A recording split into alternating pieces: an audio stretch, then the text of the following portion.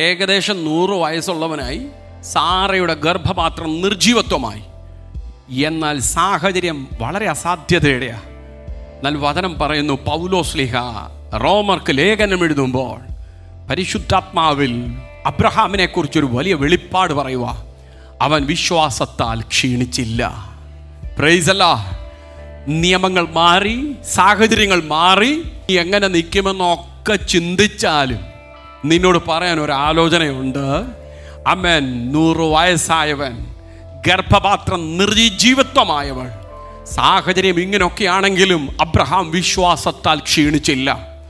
എന്നെ ശ്രദ്ധിക്കുന്ന ദൈവ പൈതലേ, വിശ്വാസത്തിൽ ക്ഷീണിക്കാതെ ഇരുന്നാൽ നിയമത്തെ മാറ്റി എഴുതാൻ ദൈവം വിശ്വസ്തനാണ്. വിശ്വസിക്കാൻ പറ്റുന്നോ? സാറയുടെ നിയമം ദൈവം തിരുത്തി എഴുതി.